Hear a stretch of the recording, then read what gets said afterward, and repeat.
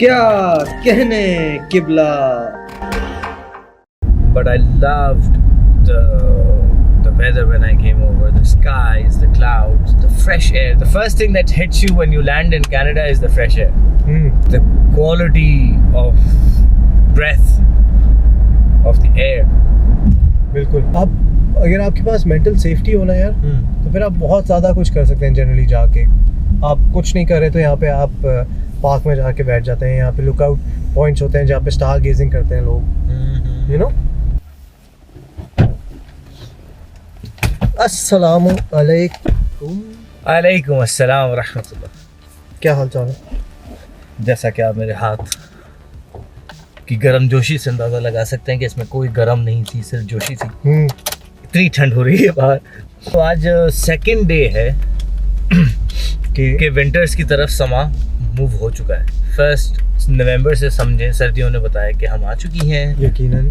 और ये बकौल, क्योंकि मेरा तो पहला साल है, जी जी, लोगों के मुताबिक ये अक्टूबर अच्छा खासा गर्म गुजरा है। यकीनन दुरुस्त। वरना सर्दियाँ उमूमन जल्दी आ जाती हैं। अच्छा, आपका पहला विंटर था। आपको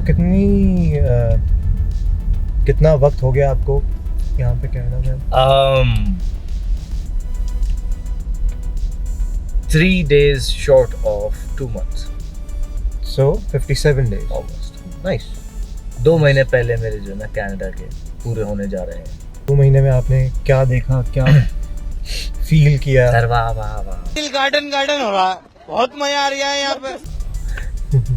नहीं, जगह तो अच्छी है यार। अब सिक्योरिटी के हवाले से जो मसाइल हमारे मुल्क में हमें हमेशा से थे, अब आप अगर रात को लेट घर आते हैं तो अम्मी नाराज होती हैं, जो भी घर पर भी जो लोग नाराज होते हैं वो होते हैं, लेकिन वो परेशान हो रहे होते हैं कि बच्चे के साथ 10,000 किस्म के मसले आ सकते हैं रास्ते में। पाकिस्तान में एक अलग किस्म की परेशानी है ना, यहाँ पे उस लेवल की परेशानी नहीं है। हाँ। कि आपके कोई भी घर वो एक general sense of security overall, एक मुआशरे के तौर पे एवरीबडी हैज अ सेंस। जैसे आपके बिल्कुल छोटे से बच्चे हैं, टॉडलर्स, वो दोनों जाते हैं पार्क खेलने एक पेरेंट के साथ, तो दूसरे पेरेंट को कोई इतना इशू नहीं होता कि क्या हो रहा है।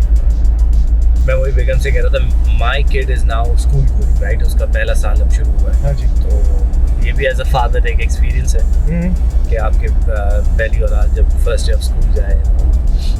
तो अब चूंकि वो 1.5 से 2 किलोमीटर है स्कूल जी, तो स्कूल बस ही आना जाना, और हम जो है वो स्टैंड तक सामने छोड़ आते हैं। ठीक है। तो वही मैं बेगम से कह रहा था, you can not imagine a child that young कि आप उसे बस में छोड़े पाकिस्तान में जी, कि साउथ एशिया में आई थिंक वही ना, आई थिंक हमारे नेबरिंग कंट्रीज में भी मोर और लेस जिस मुल्क में भी ये मसाइल हैं, ये तो हम छोड़ पूरे एशिया है, यूरोप में पता नहीं कहाँ का, यूएस में कहाँ नहीं है, right? You wouldn't feel secure, you just wouldn't कि आपका बच्चा बस में जा रहा है, इतना छोटा 4 साल का बच्चा। तो इन 3 कम 60 दिनों में आपने क्या सोचा कि आपने क्या लेट किया और क्या ऑन टाइम कर लिया? ये क्या ऐसा था जो कि आप सोच रहे हैं यार अभी तक हो जाना चाहिए था? यार अवैस भाई, thankfully for the first time मैं जो है वो अपनी प्लानिंग स्किल्स और ये कहा जाए कि दूरअंदेशी के तहत मैं काफ़ी कुछ तैयारी करता हुआ आया था, काफ़ी कुछ स्टडी करता हुआ आया था। और फिर आप जैसे दोस्तों ने भी बड़ा समझाया ना आते ही कि ये यूं ऐसे ऐसे। कुछ मामलों में तो मैंने नेचुरली सुस्त हूँ, तो एक आधा कार्ड मेरा अभी तक नहीं बना। ठीक है। बट वो जो नेसेसिटीज़ थी ना, वो आते ही फर्स्ट मंथ में तो जाहिर बात है you have to secure your accommodation, और उसके बाद आके आपके मामला शुरू होते हैं कि उस अकोमोडेशन को आपने थोड़ा बहुत फर्निश भी करना है, और जाहिर बात है पूरा घर तो एक दिन में ही आप नहीं बना लेंगे ना, तो उसकी एक आपने एक सिस्टमैटिक अप्रोच रखनी है कि what are the basic necessities that I want need first पहले मंथ में वो कर लें। स्पेशली मेरा सिचुएशन तो ऐसा था ना कि I came over with 2 kids and a wife, तो it's a complete family, and then I got into ये सारी डॉक्यूमेंटेशन के हेल्थ कार्ड की डॉक्यूमेंटेशन क्या है, ड्राइविंग लाइसेंस की डॉक्यूमेंटेशन क्या है। आते ही आप एयरपोर्ट पे वो सारी डिटेल्स तो उन्होंने मुझसे ले ली थी कि आपको कहाँ चाहिए, आपका पोस्टल एड्रेस अगर पहले से है मौजूद, हाँ जी, तो आप हमें एयरपोर्ट पे ही बता दें, आपका PR कार्ड हम इन द मेल आपको भेज जी। देंगे. तो thankfully I already had sorted that out. I knew I had a location कि मैं कहाँ रहने जा रहा हूँ. एयरपोर्ट पे मुझे पता था, तो मैंने उनको वो एड्रेस लिखवा दिया. एग्जैक्ट 30 days में, dot 30 days, I got my PR card landed. Good. और which I really appreciated in the system and everything. क्योंकि वैसे तो मेरा इमिग्रेशन तो बड़ा स्लो रहा है, तो आपको due to base- COVID and everything. Slow हो गया था मेरा ठीक पूरा है. प्रोसेस. तो आपको यहाँ आके अभी जैसे आपकी basic first identity is your PR card till you get your like driver's licence and what not ना. Yeah. तो आपको क्या बैंक अकाउंट खुलवाने के लिए भी PR card चाहिए था? क्या क्या हाँ, चीजें नहीं, थी जो कि एक- आप उसके बगैर कर सकते थे? एक पेपर होता है जो बड़ा इम्पोर्टेंट होता है until you get your PR card. Okay, so that paper is still going. Okay, जिसको I see that, yeah. किसी दौर में लैंडिंग पेपर कहा जाता yeah, we have था, that अब too. उसको कहते हैं COPR. ठीक है. तो that is your copy of PR card. Hmm, Basically, it's a paper that ठीक है. says कि you're a permanent resident until you get your PR. सही है. आई थिंक इंसान को यहाँ पे जो न्यू इमिग्रेंट्स है ना, हम्म। आते ही PR कार्ड तो ये सारे मामला हो ही जाएंगे. सबसे पहले आपने अपना प्रूफ ऑफ एड्रेस डॉक्यूमेंट जो है ना वो सीधा करना है.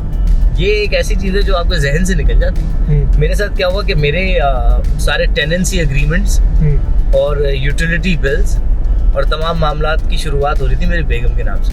सही है. So I didn't have proof of address document under my name.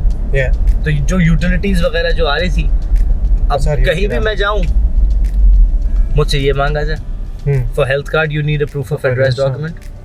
For anything really आपको एप्लीकेशंस में ये चाहिए कि आप रहते कहाँ हैं, और वो यूटिलिटीज और सर्टेन चीज़ें ही वो मानेंगे, वरना नहीं मानेंगे. इसमें एक और इंकशाफ हुआ. मैं जब बैंक अकाउंट्स खुलवा के आया अपना, तो उस पे मुझसे सिर्फ COPR मांगा और मेरा पासपोर्ट मांगा, प्रूफ ऑफ एड्रेस नहीं मांगा. बैंक अकाउंट खुल गया. उन्होंने मुझे जो डॉक्यूमेंट्स प्रिंट करके दिए जिस पे मेरा एड्रेस था वो मैं लेके गया as a proof of address. सही है. उन्होंने बोला not acceptable by whom?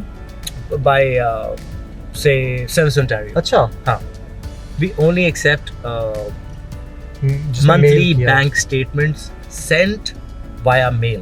Okay.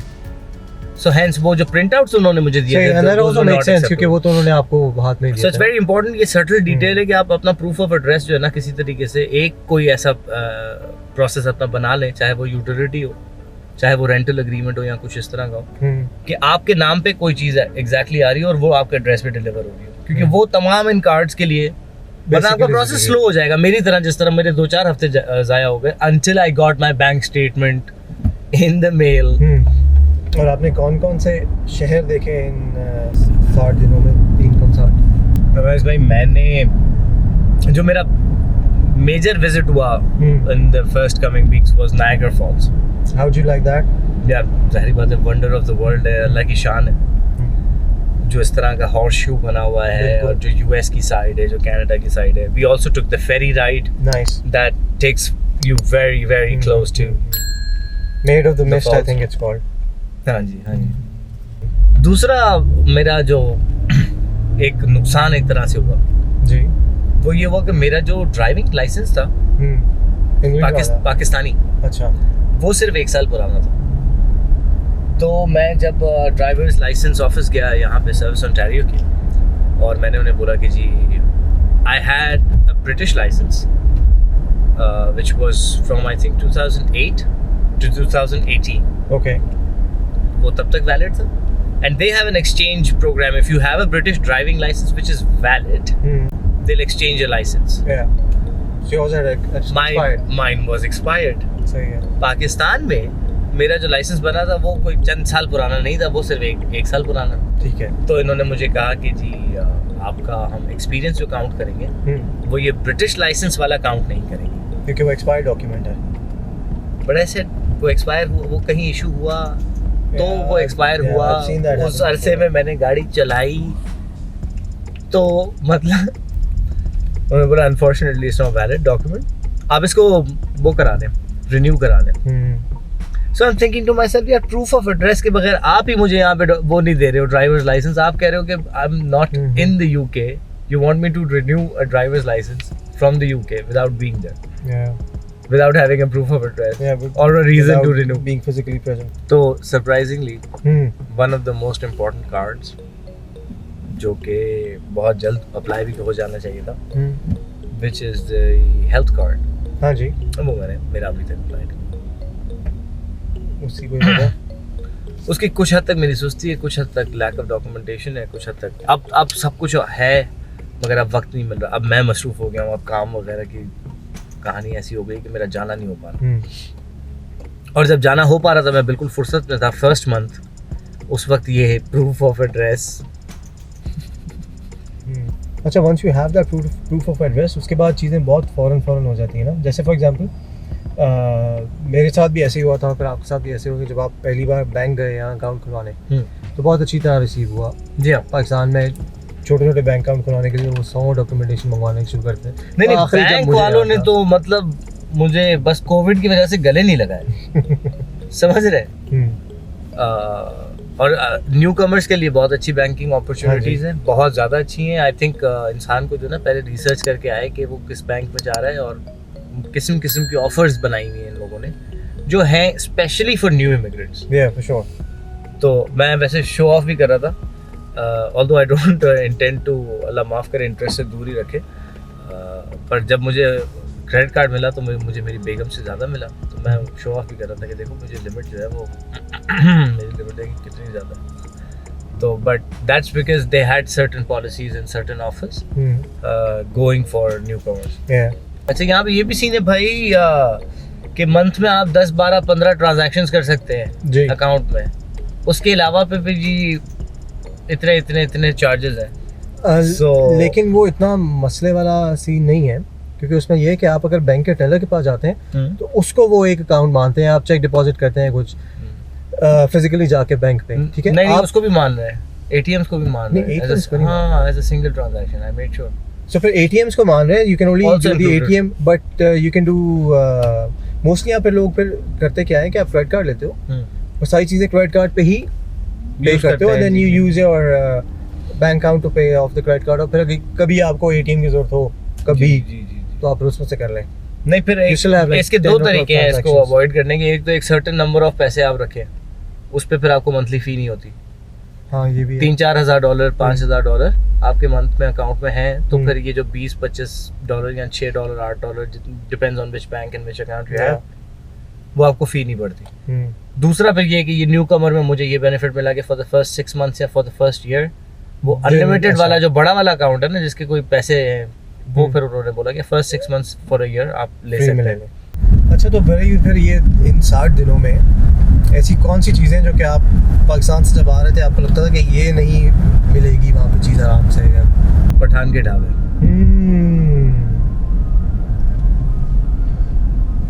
चाय, अच्छी चाय।